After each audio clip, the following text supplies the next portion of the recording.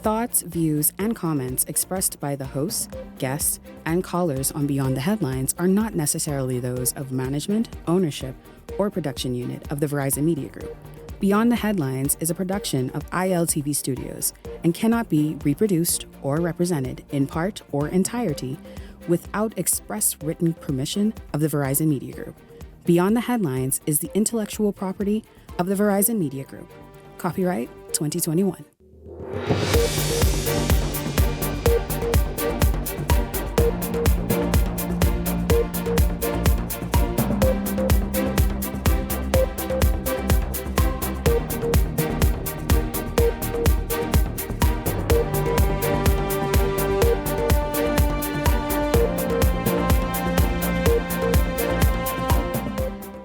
Coming up tonight, the Trade Union Congress here with several presidents from its affiliate unions tonight. While the doctors have been ordered back to work today, how does the TUC explain what many see as a lackluster effort to shut the country down yesterday and today? President of the TUC, Obie Ferguson, is here. Did he snub the Prime Minister's good faith negotiations in an attempt to force the Prime Minister's hands for personal gain? Or are there legitimate, outstanding issues on the table that member unions have waited long enough to have resolved? Also, what is his response to other union presidents who say Ferguson's industrial action was not warranted at this time, as he should have allowed the process to play out? And the all-important question tonight, if most of the industrial agreements have been agreed and signed, then what is the holdup with some of those industrial agreements being honored and fulfilled? Some say it's the office of the financial secretary. Is it? We get to the bottom of this union dilemma tonight. This is Beyond the Headlines. Good evening. I'm Shanique Miller. It's great to have you along this evening. The Public Hospitals Authority has admitted that the public health system was strained yesterday and today, and that's because some 90% of the junior doctors called out sick. About 10% of the nurses called out as well due to the national strike by the Trade Union Congress. Now, some might say that there is a trade union or worker crisis in the country based on what was a small ripple when compared to what could have played out yesterday and today. That is in New Providence. In Grand Bahama, the story a little different. Students attending public schools around Grand Bahama were sent home as teachers who are members of the Teachers Union in Grand Bahama didn't turn up to work. Obie Ferguson says the outstanding industrial agreements and overdue wage and benefit payments are the primary reasons and areas of concern for workers. Well, this evening, Mr. Ferguson joins me. I am also joined by the president of the CPSA, Dr. Sherelle Lockhart. I'm also joined by the president of the Bahamas Doctors Union, Dr. Camille Glinton Thompson. Good evening to all of you. It's good to have you here. By the way, we have a full house tonight. We have several presidents here, all anxious to speak out this evening. And so we will hear from each of them as best as we can tonight. So welcome to the show. Pull up a chair and let's get this started. Mr. Ferguson, good evening to you. Good evening.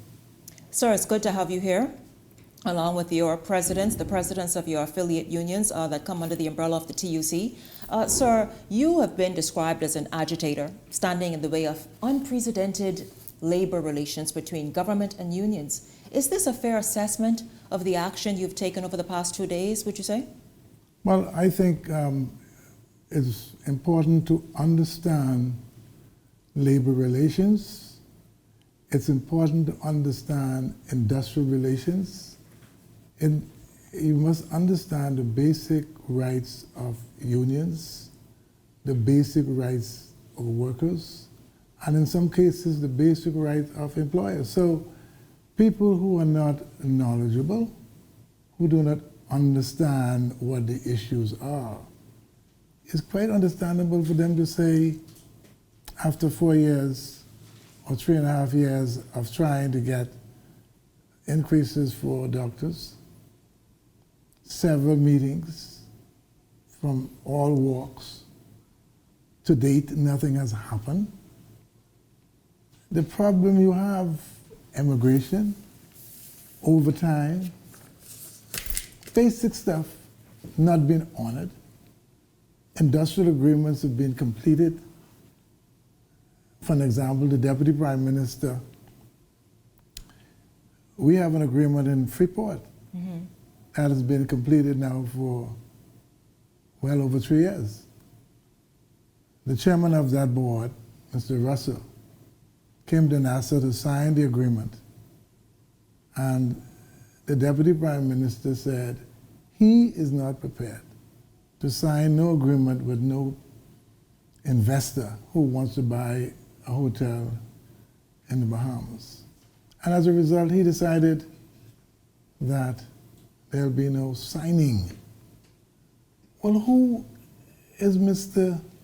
Cooper? You're saying that the Deputy Prime Minister, Minister of Tourism Chester Cooper, says he is not going to sign an agreement with an investor on behalf of the Bahamian people so that they get paid and workers' rights? Yes, and we have been negotiating that for well over almost 4 years now. So the public may say, well, what is going on?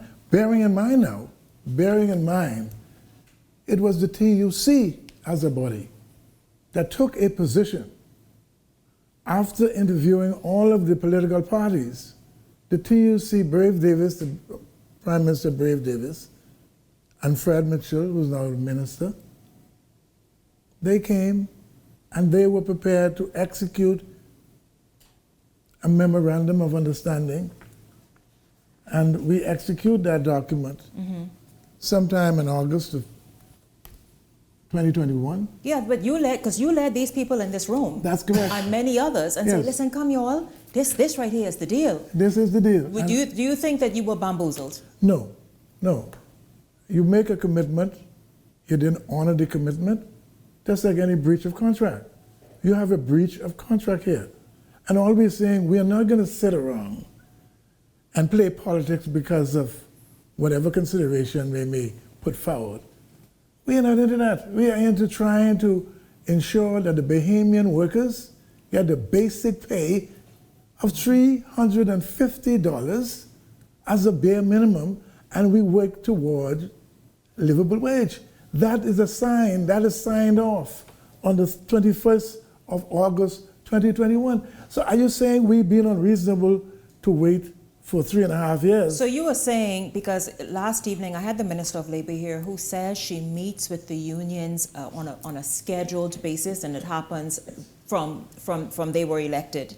Are you saying that, yes, there are meetings, but that's all there is, it's just talk? In effect, because the doctors can't tell you anything, the nurses can't do it, Customs and Immigration can't do it, BHMA can't do it. None of the unions, the 14 unions, none of them could come and tell you today what we submitted to the government. The minister met with them and resolved the matter. Are you sure, Mr. Ferguson? See, because you sound like you being just a little like disingenuous. Pardon me, sir, you're an attorney, so I ain't trying to cross you. What I'm saying is this.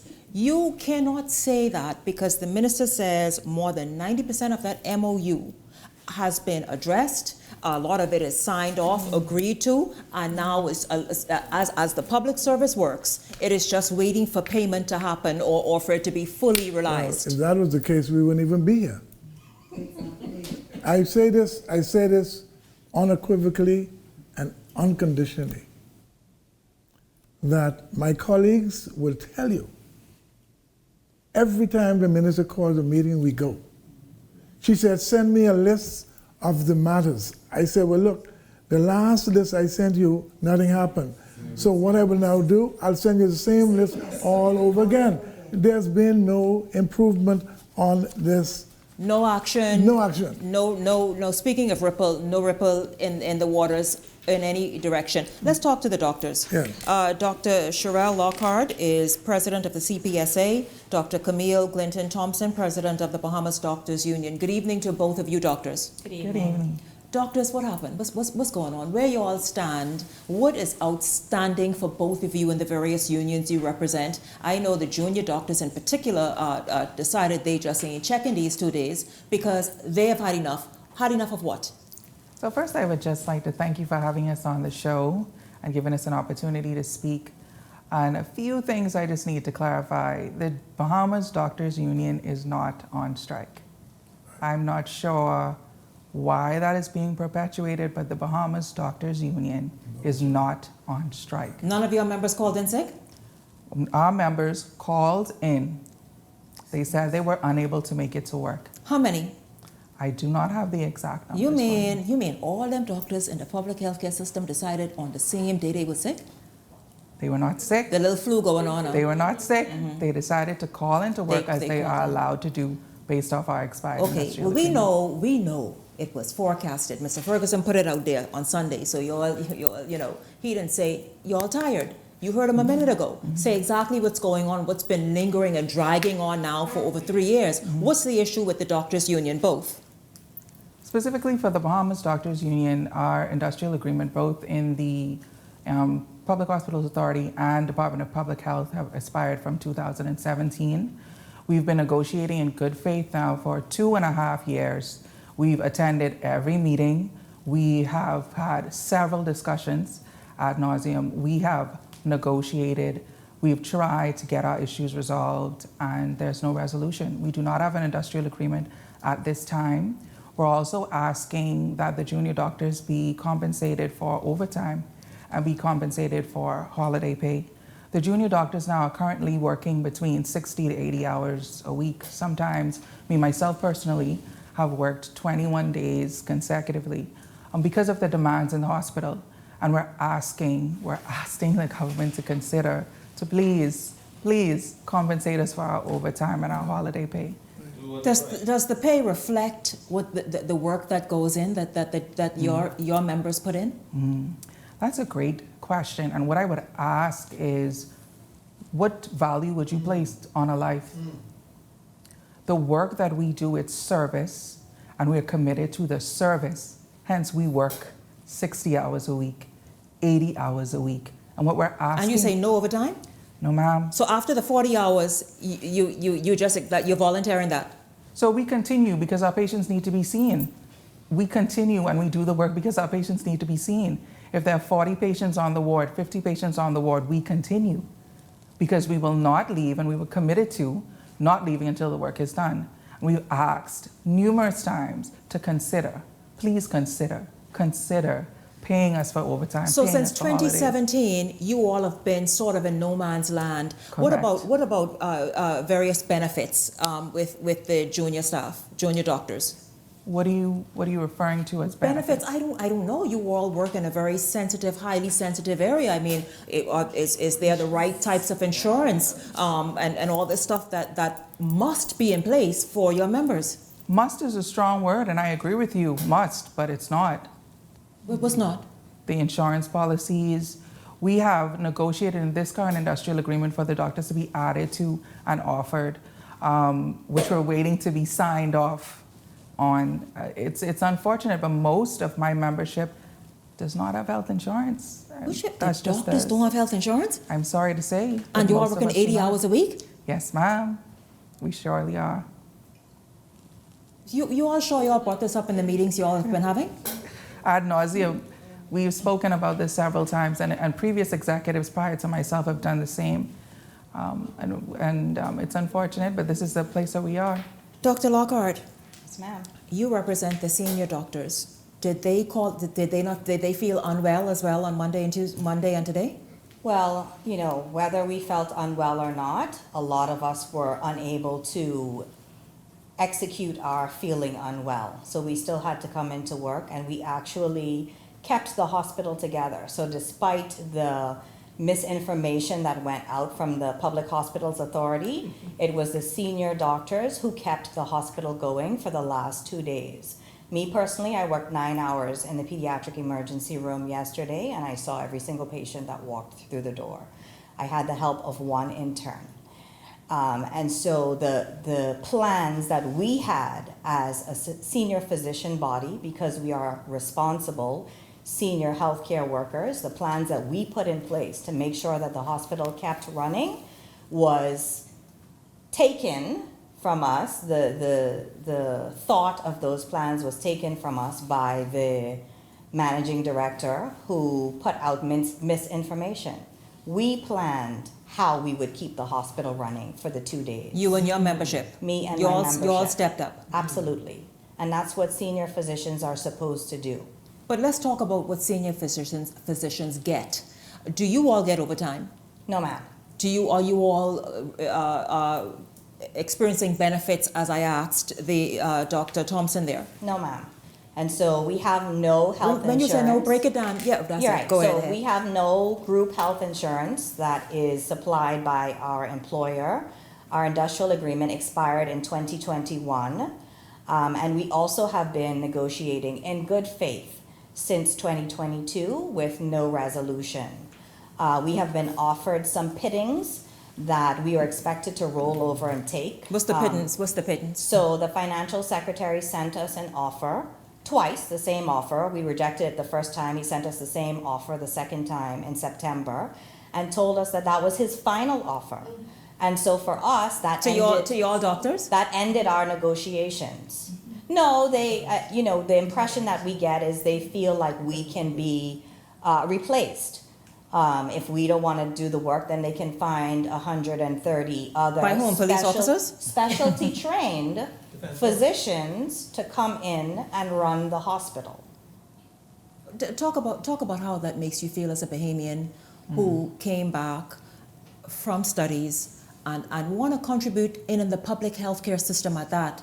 But again, just have these lingering industrial agreements and benefits that should be there, because after all, we know the hospital or that space is a very highly sensitive. You're exposed to so many things on a daily basis. You work willingly many hours over time, but you're lacking these very necessary benefits and just to know that, hey, listen, when I work 50 hours this overtime, I will be rewarded. I think at the end of the day, the personality of a physician is one that is selfless, who doesn't necessarily expect, all the grand gestures, etc. However, plantation days are over. And so at the end of the day, nobody is going to work for nothing. And so, yes, I went away, and many of my colleagues went away and did even more than I did in terms of super subspecializing. And so you have some expert physicians in this country who are being treated as though they could easily be replaced. And that is unfair, and it is unfortunate. You all were made to feel this way or told this? We were made to feel this way by the comments that were made. Replaced by whom? There must be 130 other willing persons specialists who will come in and work for the Bahamas government, because that is how we were made to feel. And at the end of the day, we are in a service, and we, our heart goes out to our Bahamian people, and that's why we're doing what we're doing, because we are not being compensated the way that our colleagues who did the same specialty as us, who are in the US, who are in Canada, who are in the UK. Do you know how many physicians would love to come home, but they're not? Number one, because of the bureaucracy, the lack of resources, the conditions that we work in. They're not coming home for that. And, our heart is with the Bahamian people. Those of us who have come back home to work, our heart is with the Bahamian people. But you have to understand that at the end of the day, we're not slaves. But the Bahamian people need your service. And that is why we are here. Particularly in the public healthcare system. That is why we're here. How did you feel about the MOU when you signed on to it? When Obie Ferguson say, hey, hi, doctors. How y'all doing? Come, let's go sign this, and because this is going to be wonderful.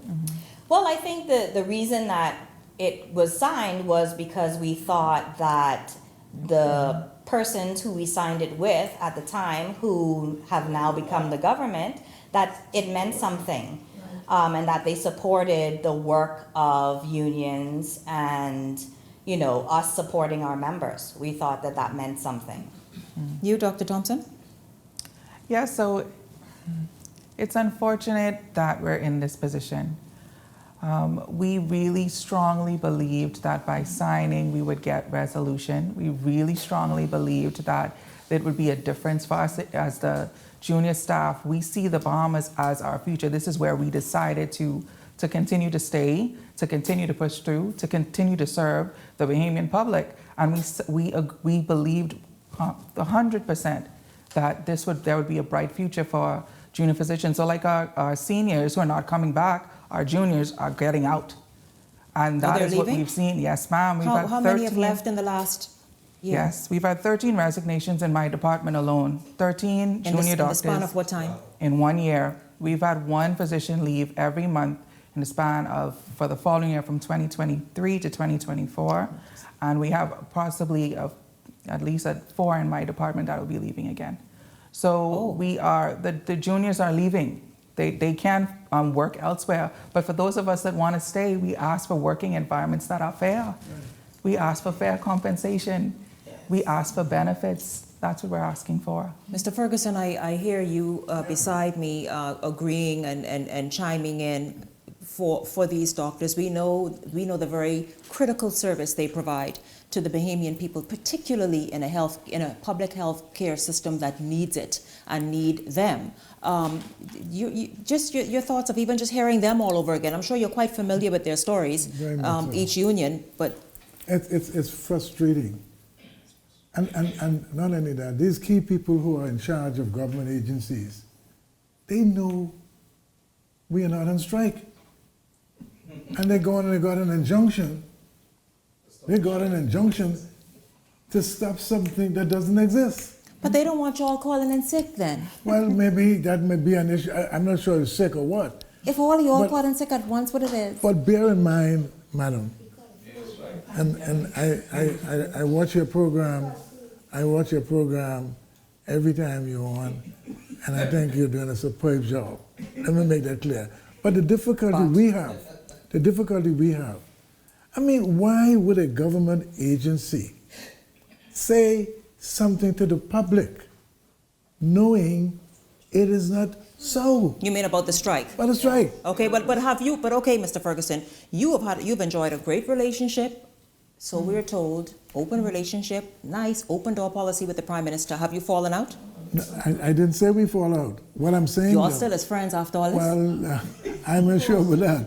But the point I'm making, though, my commitment, and every one of these doctors and these leaders, their commitment is their members. We're not into, look, the strike, the effective strike, if there was one, it would expire 1 minute after tonight.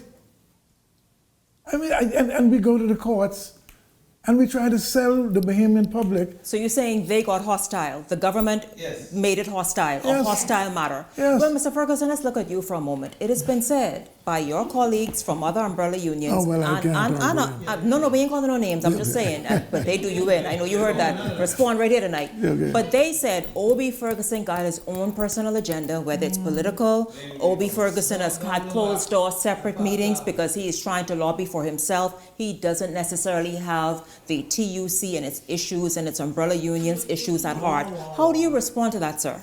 The point I'm making, right, if they have the evidence, if they have evidence that that is what I'm doing, then just tell the Bahamian people no. Show it to them. I've been practicing law now for 29 years. I've gone to the Privy Council representing Bahamian workers. I've won the case for them. I won the case against the government. I go into court sometime this week for $2 million for 15 Bahamians. So who are they talking to? And what are they talking about? So you don't want a House of Labor built for your legacy by the government?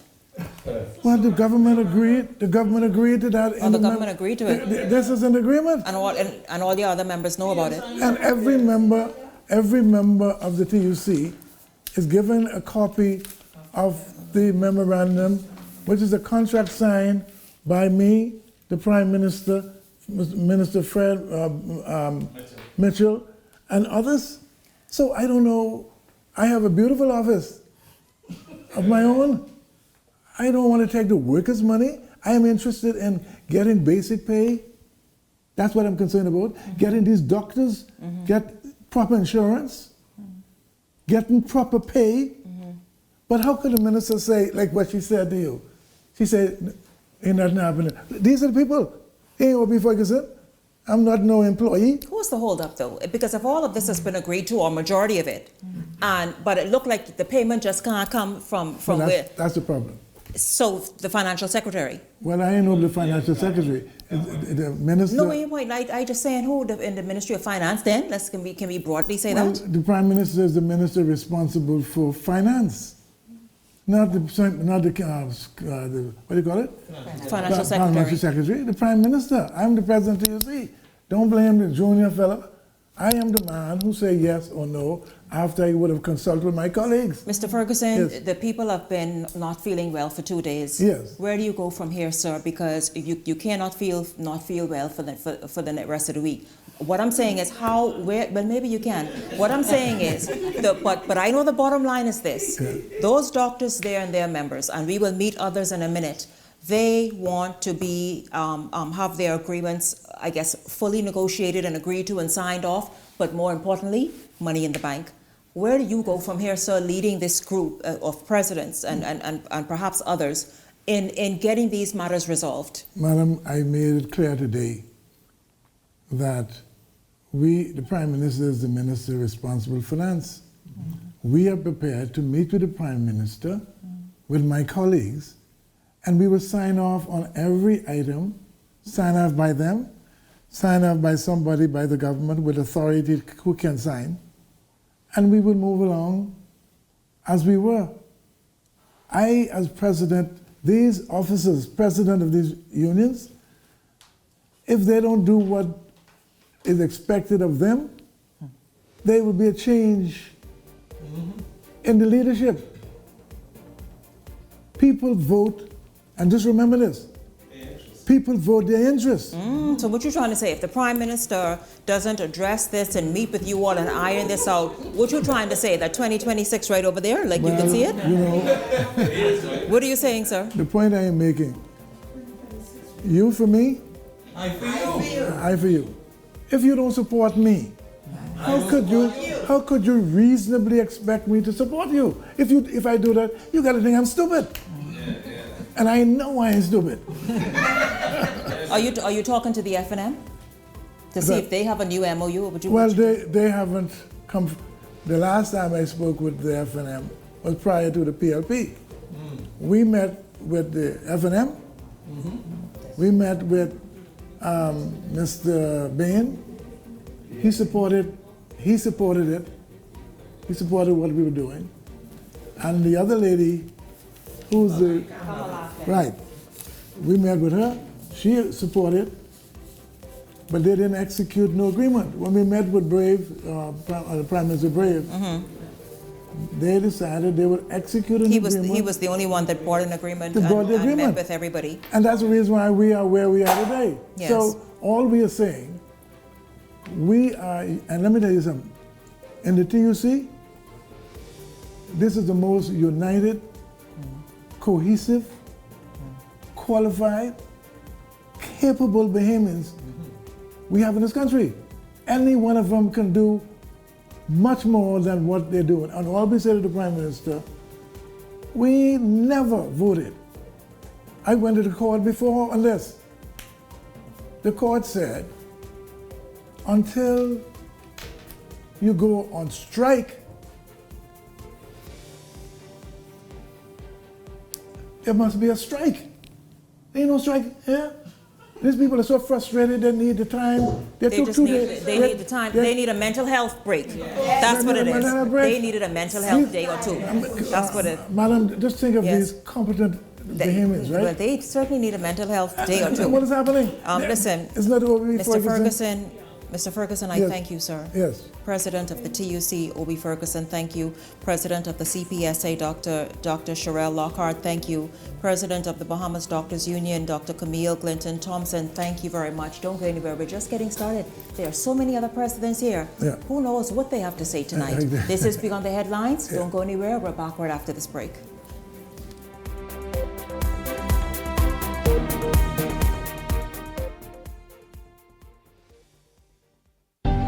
Cancer Treatment Centers of America is now City of Hope, creating one of the leading cancer care and research networks from coast to coast, providing more of what you need. More locations means more care closer to home. More specialists means more expertise. More research means more breakthroughs. More advancements means more treatment options. And more options means more hope. Call now to get more of the care you need.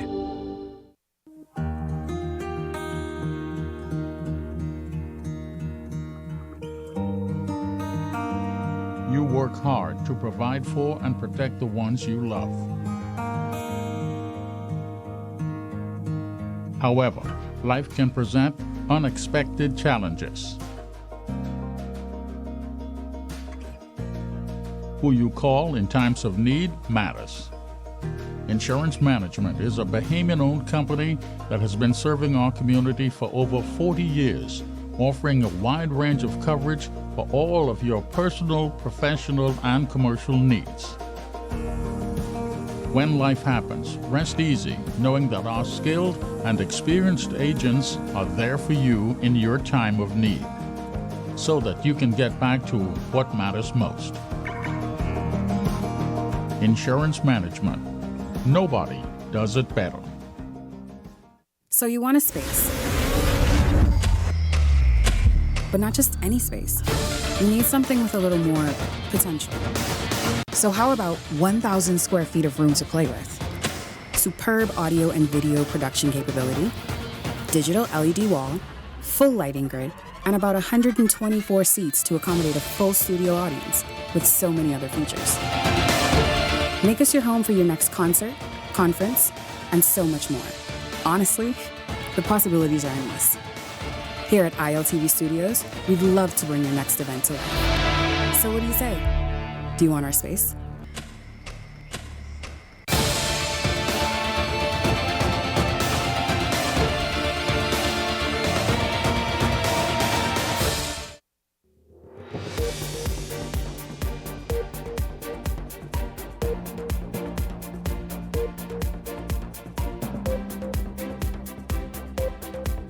Welcome back to Beyond the Headlines. Of course, you all know what's been really trending for the last day and a half or so, perhaps day and 3/4 now, and that is the mental health days by members and unions that fall under the umbrella of the Trade Union Congress. They have called out sick to bring attention to outstanding matters as it relates to industrial agreements and payments owed and wages and all the rest of it. But didn't they just have I don't know, an adjustment to the minimum wage? But certainly the doctors should be making minimum wage, right? But we'll keep moving forward. Joining me now, because this entire hour really is so many presidents and presidents of unions and others here that really we're giving attention to this matter tonight because some describe it as a workers' crisis or a trade union crisis in the nation right now. Is that too strong a word, I wonder? I'll put that first question to the two union presidents joining me in this segment. Please welcome President of the NIB Line Staff Union, Nadia Vanderpool, and President of the Bahamas Nurses Union, Maria Lightborn. Ladies, it's been called what you are part of as sort of a trade union crisis in the country. Is that too strong a term? I won't think that is a strong term, too strong. I think it needs to be stronger. I don't know what other term we could use to make it stronger because, Shanique, we're in a crisis. We're really in a crisis, Shanique. Mm-hmm. You would have heard our two doctors' union.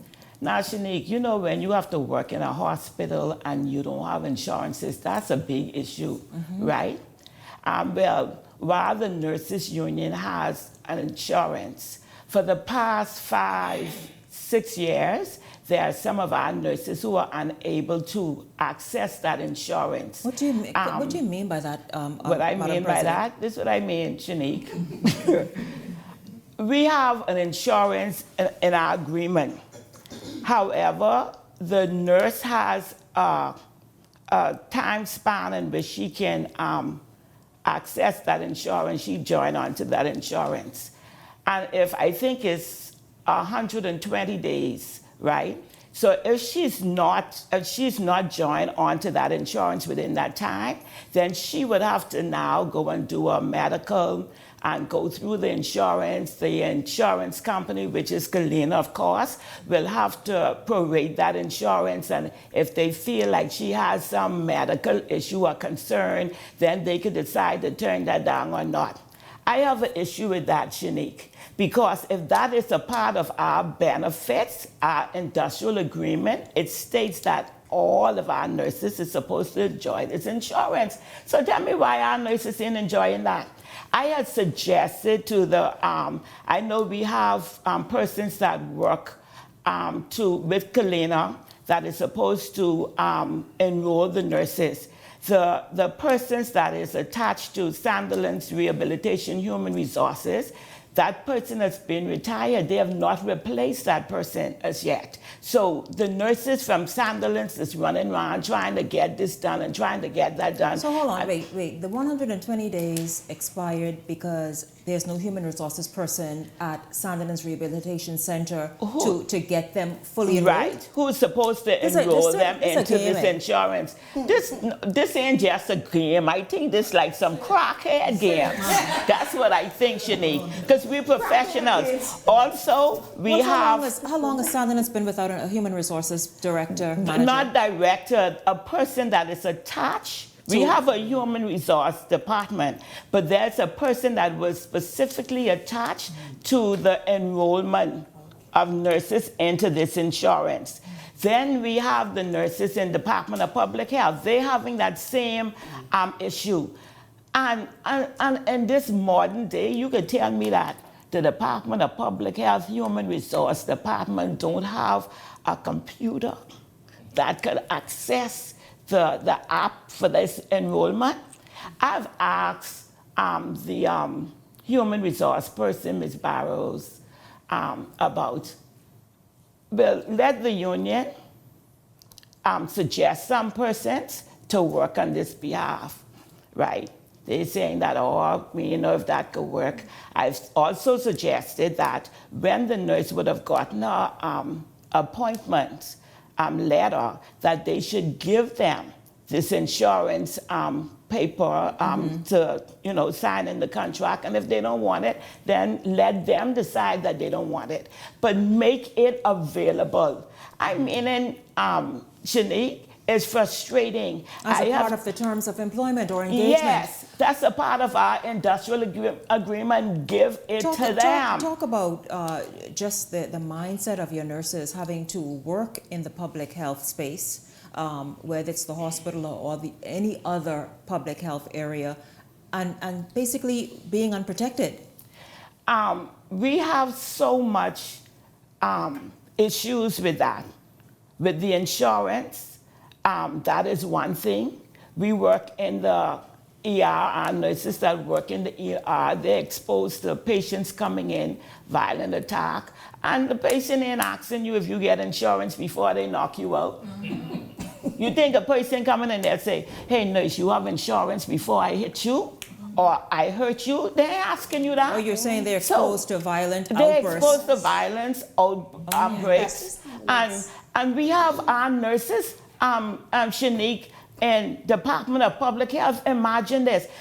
We have nurses in Department of Public Health who have not been confirmed, not even gotten an appointment letter. And they've been working for now 2.5 years, not have an appointment letter. Technically, they're not employed. But yet these nurses are going out into the community doing home visits. You don't know who in these houses. You understand what I'm saying? You don't know what kind of persons they're going out. They have to do dressings. They have to dress these people who may have wounds because of gang violence. So if somebody looking and seeing that, oh, I know this person, I can get this person because the nurse coming every Tuesday, 8 o'clock.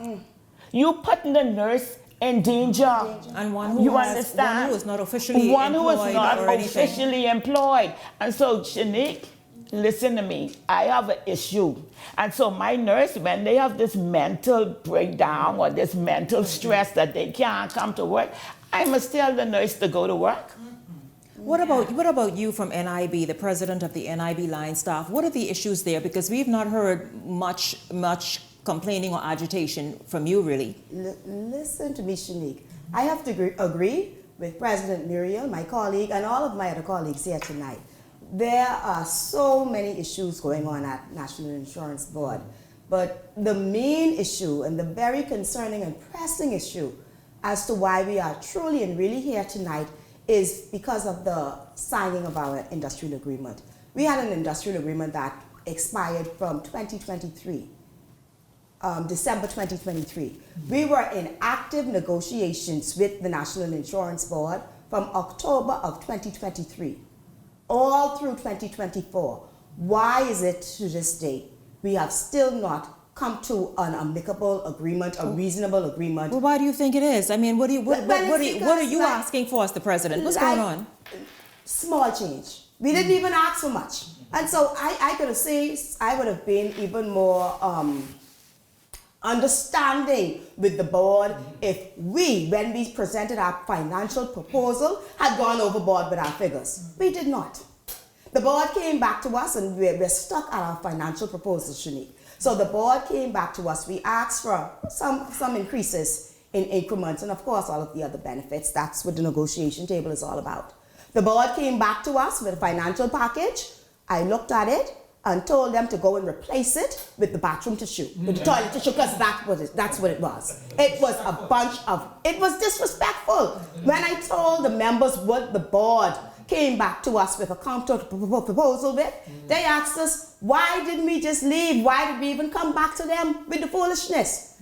From that day to this, we are still fighting the board for a small, this minimal increases. You feel you're being understanding and not overly ambitious with what you're asking. Shanique, we have come to the point now. The board said to the union, they need for us to understand that the board is in a financial crisis right now. Right, and that's what I'm saying. Are you taking that into account? So we said to them, well, guess what? And the members agreed. That is, we could keep our financial package that we had from the old industrial agreement.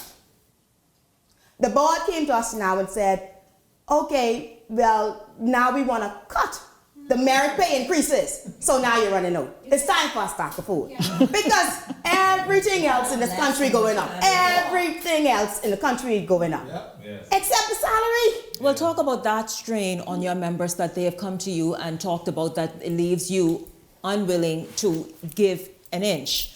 Talk about what they are telling you in terms of, listen, Madam President, we hear you, we hear them, but understand what the realities are. And that's exactly it. The members are saying to me, President, well, what it is, we have a 5-year agreement. We get increments, or what we call it merit pay increases every year based off of performance. The board is saying to me now, in 1 year of our financial agreement, they need for us to cut this merit pay increase where all of the members would get just... What is the merit pay? What is merit? It's a merit pay. It's almost like an increment in other... So based on performance? Yeah, but it's based on performance. I want to know how many of the union presidents ensure that their membership are performing. And we're not here to beat up on your members tonight, but I know that the public service is the public service, and in some islands it's lacking. I've heard complaints about NIB workers in certain islands, and I don't know if they fall under your union or not, but what I'm saying is, if you're asking for the increase in pay, everything should be up to standard, eh? Well, Shanique, according to the last performance appraisal that would have just taken place December of 2024, over 85-90% of my members are performing at above standard to excellent, and that's what I was just told by the financial controller, and she showed us it on record. What is it that frustrates you and you, Madam President of the Nurses Union, of having these, whether it's quarterly meetings throughout the year from 2023 and throughout 24 and about to start again in 2025, but no movement is happening? Let me tell you what frustrates me. You know my shirt say promises, right? I see it. Promises. Promises. Comfort Empty promises. That's it. Shanique, we meet on a quarterly basis at some point, and it's always the same thing. I'm working on that. We doing that. Man, Shanique, a promise is a comfort of fool. And I'm sure I ain't no fool. And my nurses, they ain't no fool. Shanique, all I want for the government to do is be brave enough. You hear the term, right? Was that intentional? Be brave enough. I got that from the Prime Minister's speech. He said you gotta be brave enough to do some stuff. So I want the Prime Minister to be brave enough to do what is right. Yes. We have nurses would have gotten promotions in PHA, right? They got promotions, and in an acting position, they were supposed to be confirmed in October, and to this day, this is January now, right?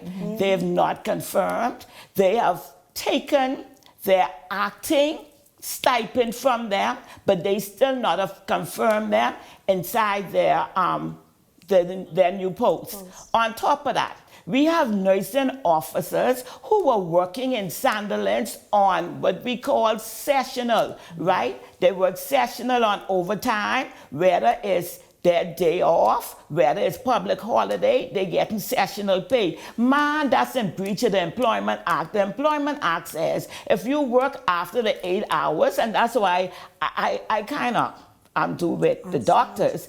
If you work after 8 hours a day, anything after that is time and a half. Where they get this sessional thing from, Shanique? Why you slaving people in this kind of time? Shanique, a nurse, a registered nurse, have to come into the service with a bachelor's degree. Minimum. A bachelor's degree minimum. You understand what I'm saying?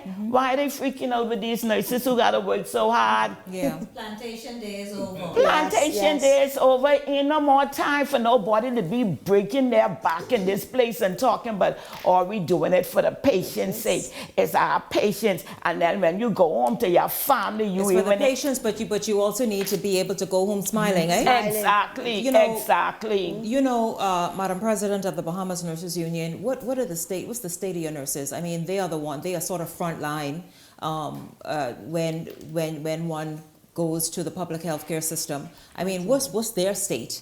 Because certainly you don't need doctors and nurses vexed. Our nurses are frustrated. Shanique, you know, we have nurses in the Department of Public Health who go out and they do home visit. There's something in our industrial agreement called mileage allowance.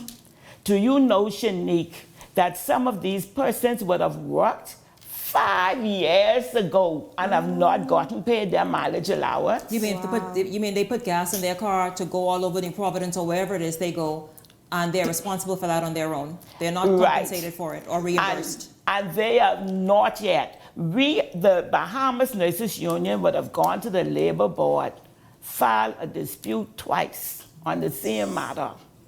Just last year, I think it was September, we had compiled all the lists of the nurses. I'm telling you, it must be but 5-page lists with nurses who would have completed mileages in the past. And still waiting in January, what it says, 25, for mileage that they would have done in 2020. Shanique, In what? 2020. 2020. They're waiting to be paid in 2025. Still waiting to be paid for mileage they would have done in 2020. Man, Shanique, we can't be carrying on like that, not in this country. What do you two presidents, as we go to the break, what do both of you want to see happen? What needs to happen now? I believe it's time we stop talking, man. We talk too much. Our politicians, our employers, they talk too much. I think they want to tell you something to satisfy you, and then you going back to your members and saying, oh, this is what they say. Man, ain't no time for that, man. It's time for action, Time for action. It's time for The action. members losing faith in us, and our confidence to time do the job for that they have action. elected us to do. It's We time need for action. action. Too much talks. They don't want to hear that. Too much. Very candid interviews, as you all are hearing this evening, with the much of the unions that make up the TUC, the Trade Union Congress, who yesterday and today said their members weren't feeling well and needed a mental health days. And so we are going to take a break and come back with, I think it's 2 other union presidents who are here. We're going to hear from them this evening. A special special edition of Beyond the Headlines, looking at the issue of union issues and trade union issues in the Bahamas that was exposed in the last 2 days. We're going to take a break and come back right after this.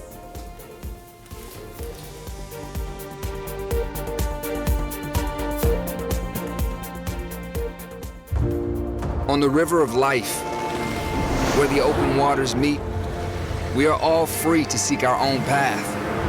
For some, it is a journey to the edge. For others, it's a pursuit of a mind at peace, distilling precious memories as we float where the tide takes us. It can be expeditions of one or relentless pursuits of what eludes us. It matters not. If you hunt, if you gather, there is a personal journey to find where you need to go, to outrun any ticking clock. Through decades, wave after wave of passing time, Sea-Doo has remained here, making each ride a story, because life is unscripted. It's as open as the water. You can decide on the ride of your life.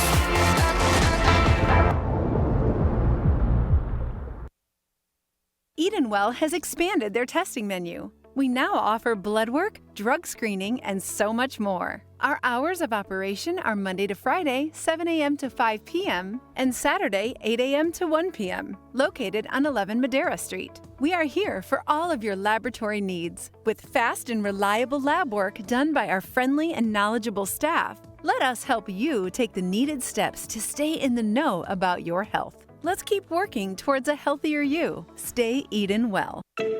Tired of driving around from place to place just to get your car insured and licensed? Frustrated with the process of being back and forth from your insurance company to road traffic? Well, BMG Insurance Agents and Brokers just made insuring and licensing your motor vehicle as easy as 1, 2, 3. Step 1. Visit us at the Road Traffic Department, Section 1, Thomas A. Robinson Sports Stadium. At our office, you can purchase or renew your insurance or get your vehicle inspected. We at BMG Insurance Agents and Brokers represent major carriers. Step 2. See the professionals at Road Traffic to get your vehicle licensed. Step 3. Enjoy your day. Insure with BMG Insurance Agents and Brokers today, saving you time and money. Your one-stop shop for all of your insurance needs. Great rates, convenient, excellent service. For more information, call us at 322-2221.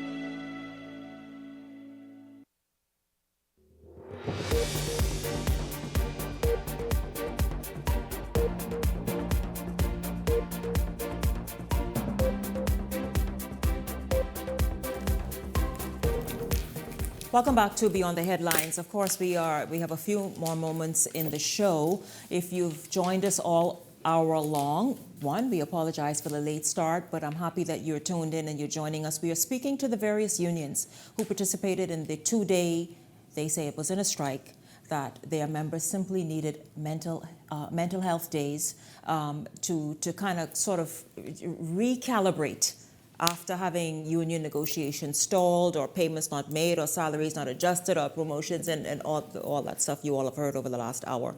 I've been trying to give them a voice so that you understand what's behind this and that their according to them, was not just to intentionally be disruptive for being disruptive's sake, but that they actually have issues that they want addressed. You also heard the Minister of Labor last evening in the show very happily said a number of these issues were being addressed and are being addressed through the MOU. She's been meeting with all unions and union presidents, including the TUC president. But they said, listen, too much talk.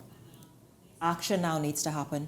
And so we're going to hear more about what needs to happen in the Customs and Immigration Union. Welcome, President Deron Brooks, to Beyond the Headlines. Of course, Mr. Obie Ferguson, President of the TUC, joins me once again. Hello to you, Deron. Welcome to Beyond the Headlines. Good night. Thank you for having us here today. Yes, absolutely. Listen, your members didn't necessarily pull out, they weren't needing this break for the last 2 days in any overwhelming numbers, I'm understanding. Well, let me speak to that. Let me first say, as it relates to what the minister said, as a personal rule of mine, what people do not say is equally as important as what they do say.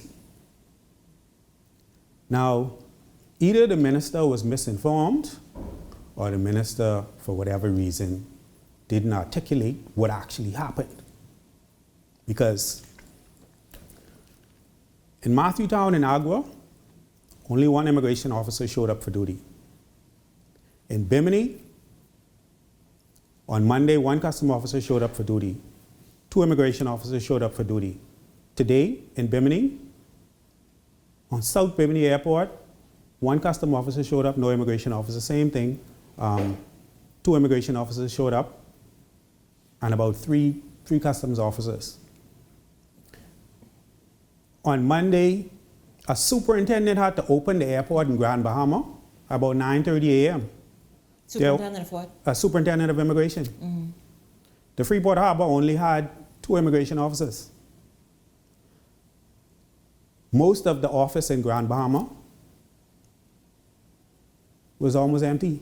So you're trying to say don't minimize what your members did because your members have real issues. I'm getting to somewhere else too. I want you to quickly run. The detention center, they had to call in the Royal Bahamas Defense Force because the immigration officers were not there.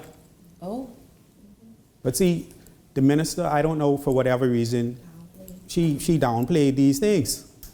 Now, the minister, I know you had the Minister of Labor on your show, but she's also the Minister of Public Service. Now, we have a okay working relationship with the Minister of Public Service, and she alluded to certain things. I try to, because in the interest of time, I'll try to gloss over some of these things. She mentioned succession planning. Let me ask you a question. How long after Clayton Fernandez announced, it was talk of his resignation before Shanta Knowles was appointed as the Commissioner of Police? Not very long.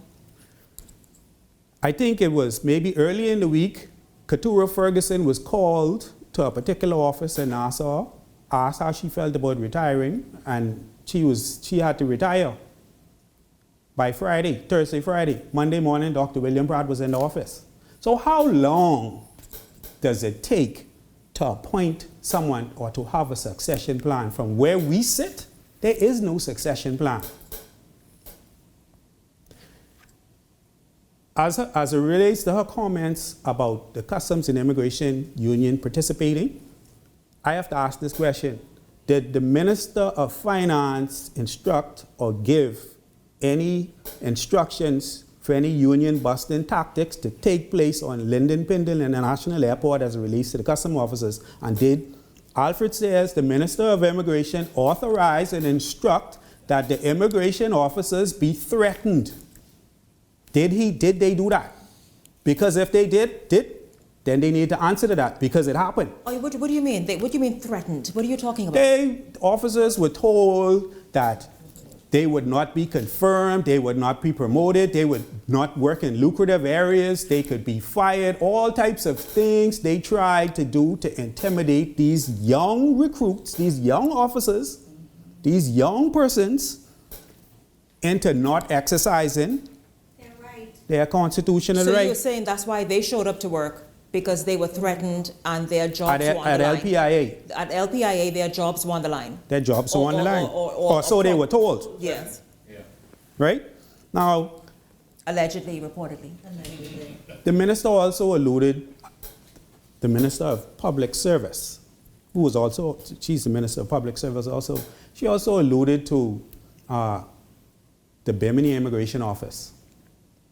She said y'all got a new office. Come on. Well, let me say this to you. That office, the immigration office is still where it always was for the last 30-something, 40 years. Oh. Wow. Which is in the same complex as the police. The police also needed to go in a new building. I would think if they share the same, they're in the north wing and we're in the south wing. We have rats running up and down in the ceiling. You'll see termite droppings on your desk. Surely you just. Sometimes when it rains outside, it's raining inside too. Okay. No, come on now, come on. Okay. And that's where revenues collect. That's where Brooks, tourists are cleared in that same office. You mean the one with the rats? Yes. I worked there, I worked there twice, so nobody can tell me about Bimini office. No. Go ahead. Keep talking. The minister alluded to to Bimini. But see, what the minister also neglected to say is that this union made mention of the facilities in Cat Island where the custom officers work, and also the Treasury Key office, the Treasury Key airport that was destroyed by Hurricane Dorian. Now that might have happened under the previous administration and they didn't do anything, but now this administration is in charge and we don't see anything happening there either. There's also an issue with the customs office in Marsh Harbor, but she didn't mention that. So you're saying working conditions, this not just pay and industrial negotiations and things that are owing. You're saying how some of these officers have to work is also an issue. That's also an issue. The conditions under which they work in. See, we have a squad that just passed out several months ago. We had 2 squads come out last year. And Customs also had a squad in late 2023. Well, the ones that came out last year still don't have any insurance coverage, but they work in the same environment as everyone else. They're exposed to the same things at the detention center, the same things at the ports of entry, and everywhere else they go. They're called upon to do the exact same things, but without the same coverage. They don't get the same allowances that we get because they're not appointed and they're not confirmed, but they could put their life on the line for the country, but not get these things that they're entitled to. And how long have they been engaged now? There were 2 squads. I think one came in January, February of last year, and the other one came in, I would say, about April or May of last year, and then the customs squad came in around December of 2023. Mr. Ferguson, you hear all your union presidents here this evening. The latest right here sitting beside you, President of the Immigration and Customs Union, Deron Brooks. Sir, these are real issues for them and their membership, and by extension your membership, because you are the president of the umbrella union. It's, as the last one said, enough talk. What is it? So what you have to say, given the fact that it's enough talk? Well, that's the reason why I said publicly, enough Is enough. is enough. Yes. You know, I heard, and I joined all of my colleagues, I heard the minister talking. But you ask them individually, we all go to the minister's office and we put our case. She said, give me a list. We gave her a list. First meeting. She writes again, she says, I'm having a quarterly meeting. She asked me for that, I sent a list. I said, I don't need to change it because nothing happened. And if you listen to these people, you can understand why the 2 days was necessary. You know, strike. My God, I know how to call a strike. And it's not only 15 unions, there's only 15 unions that had specific situation in order for us to resolve them. So we had a vote. The minister conducted the poll. The minister certified the poll. So how could there be an illegal strike when there's no strike? And this is where we have problems, trying to mislead the public on absolute nonsense. Now, I need, before I leave... Mr. Ferguson, what more you have to say? I have one more point to make. The memorandum of understanding, because this thing with Labor Day, that's really creative. This paragraph 16, this was signed off by me, this was signed off by the Prime Minister, and this was signed off by Minister Fred Mitchell. I'm going to read it. This is what, so they understand. Paragraph 15 says, the parties agree to designate the House of Labor a historical landmark, and the PLP and government pledge to provide funding for the restoration and the maintenance of the building. So this isn't you trying to make your legacy great. This isn't you trying to have the Bahamian people pay for something for you. Pay for something for me when Sir Randall Fox, before he died, I must admit, he said, Obie, make sure. I want you to get that building completed, put a study in there, put a legal aid, because people who can't afford lawyers. These are some of the things, but when I hear him talking about $1.5 million, I find it amazing, because we met with the PM, mind you. PM agreed to it. We met with the Minister of Works. We met with all of the technical engineers and quantity surveyors. It's all go. But now I'm taking a position in the interest of the public and the workers They said, Obie want to leave that for his... So Randall Fox did that. Had nothing to do with me. So okay, and you didn't do any backdoor deals and all? No backdoor deal. Mr. Ferguson, though, I hope the hostile relationship can be obviously amended and things go well, because obviously all the issues here need to be addressed moving forward. Yes. The Bahamian people deserve it, and certainly each employee represented by presidents in this room this evening deserve that. Thank you so very much for stopping by, and for each president. Thank each of you for stopping by and speaking on behalf of your union and your membership. We all hope for the best. Everybody feeling well tomorrow? They back to work? I know, but we know